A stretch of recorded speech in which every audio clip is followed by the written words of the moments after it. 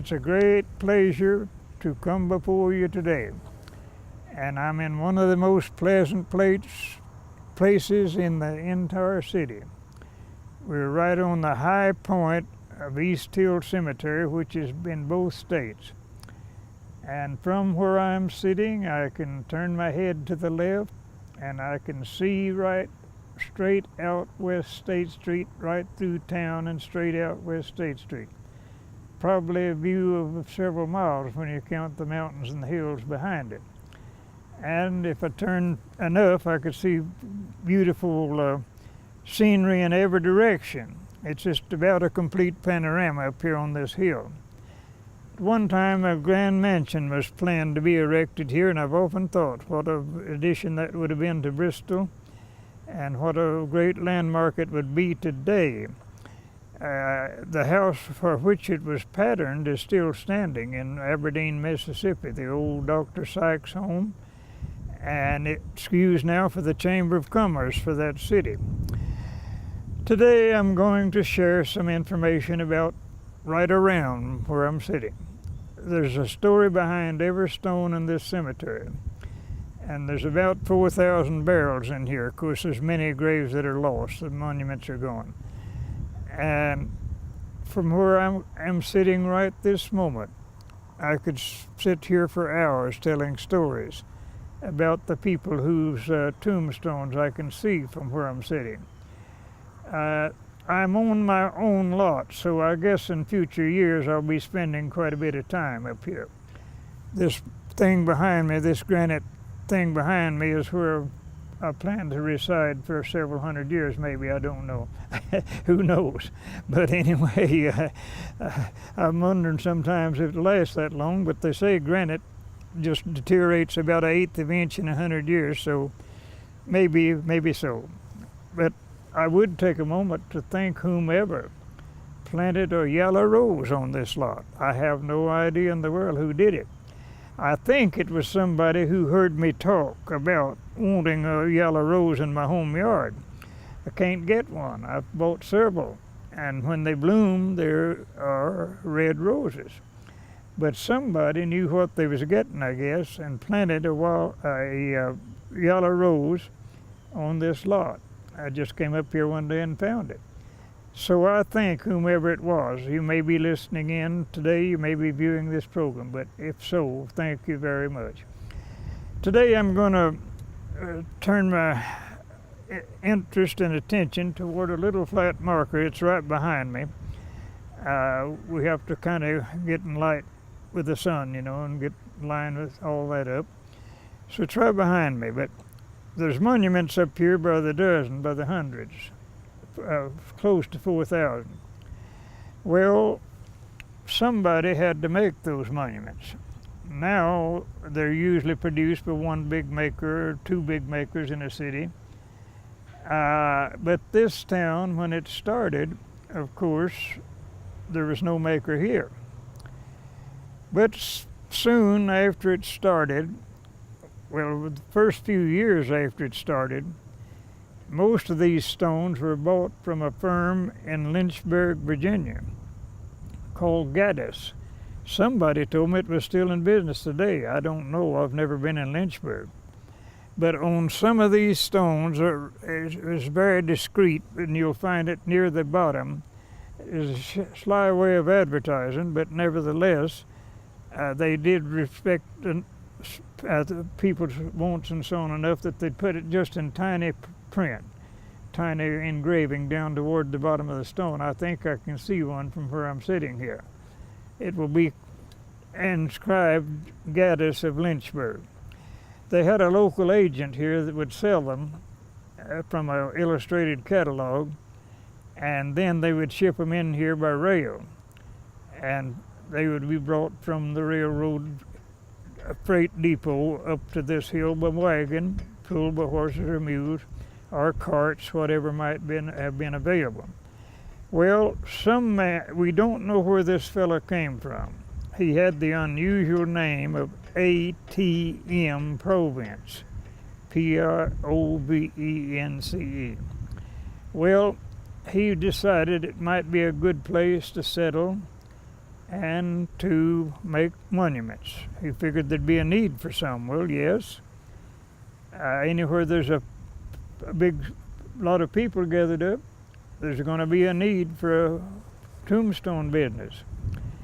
So he bought a little lot and house down on what's now East State Street at the mouth of 2nd Street, is on the Tennessee side. And there he set up his monument business. To help get more income, he also set up a little business where he could supply iron fences. They were being made here in Bristol pretty soon, about that time, and he took that on. Well, they were around about every lot up here originally, but most of them have been taken down now and put away somewhere.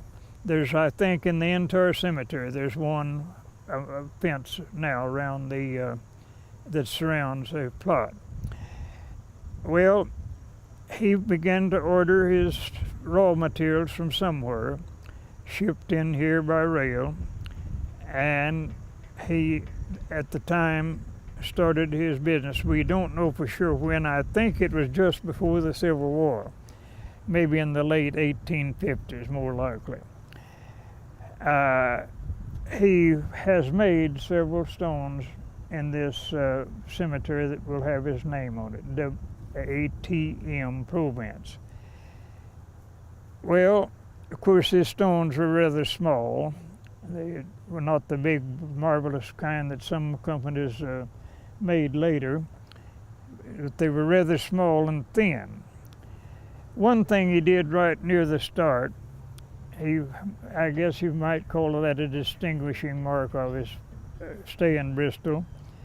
He erected the first street marker. Now, the streets were named, but for many years there was no marker on them. And so it just happened one day when business was slow, and that was pretty often.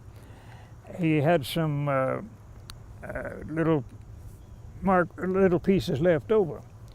So he took one of those pieces and put it at the mouth of 2nd Street, where 2nd Street runs into East State. At that time it was Main Street. You know, we didn't have a State Street until 1901. Now we have a Main Street. I mean, it remained as Main up until that time. It was put out on the original map as Main Street, and so endured for about 40 odd years. But then there came a time when they changed the name of Main to State. Well, that marker he put at the mouth of 2nd Street and marked it as 2nd Street was done first. There had not been a single street marker put in the town before that time. Later on, they did make some, and you might find an old one now and then under somebody's porch or in their basement or something. I did know one that was on Lee Street. They found it under a porch. It had been underpinned after they threw it back onto that. Well, he worked on here for several years. He had a wife when he came here, and no one can tell me from whence he came. There's a possibility that it may have been Illinois, but that was unusual. We got a lot of settlers from a lot of places in those early days, but that one, he may have been. There's some indication that he might have been from the state of Illinois. And at least there's some relatives living there now that we know about. His first wife, it is said that she aided him in the business to some extent. Now, she got a job of working for some rich family around to supplement their income. They lived pretty hard, I guess, because the business wasn't too good as far as making monuments, because there just wasn't enough people here to be enough people dying to need one. So she went to work for the John C. Anderson family, who lived nearby, and supplemented their income by doing house cleaning, cooking, and so on. And the lady descendant of the John C. Anderson, a daughter, in fact, to John C. Anderson, who remembered the woman, said she's one of the best cooks that she ever ate the products of. She told how well she could make biscuits. She remembered that. Well, that poor lady died before long. I don't know how long she had been here. And I don't know whether she's buried in this cemetery or not. Very likely is. But if she is and ever had a marker, it has been lost. Probably fallen down and got covered up with dirt. It may be down here somewhere. I have found them that way by probing in the ground. And then, he was a strong Baptist. In fact, he was one of the leading members of what became the First Baptist Church here. Well, in this area, there was an old-time Baptist preacher named Asa Ruth, R-O-U-T-H. Now, that sounds like a Jewish name, but I don't know whether he was or not.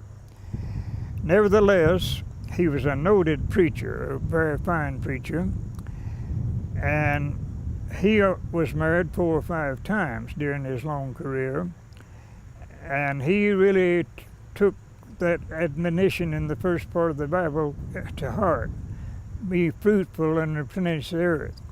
He had 28 children by those wives, and he told somebody that he hoped to have the 29th and 30th before things were over with. But anyway, he had to give up at 28, I guess, or something happened there. No telling what. I met some of his descendants in town not long ago here, and they were right proud of their ancestor who produced so many uncles and aunts and so on. Well, this ATM Province, of course, being the Baptist that he was, probably met him somewhere around here, and he married one of those daughters, one of the 28 members of that family.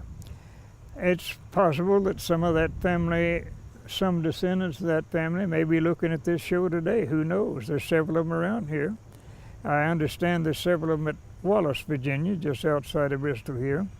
So, who knows? If you're out there, I send greetings to you, and I'm right proud of your ancestor too. When he married the last time, I have the newspaper that tells about his wedding. And the man, Mr. I.C. Fowler, who is buried within the stone throwing distance almost of where I'm sitting, he's a stern old editor, but once in a while he'd become a little facetious. And so he wrote in the newspaper, our good friend Asa Ruth has married again. I think it's the 5th or 6th wife. And he said, I hope that things will be such that he will soon add another number to our Bristol population. He's wanting to increase the population of the city, I guess. That's what he made out. He's just being funny, of course. I don't know whether he got his wish or not. Probably so. Anyway, the time came when Mr. Provence had to leave us. He died, and his estate was valued at less than $500. That showed he never prospered here at all. But it's enough that the record of it is in the papers at Abingdon, Virginia, in the courthouse. Well, poor fella, though he was the stone maker, the marker maker for the town, he evidently didn't have enough money to make himself a tombstone.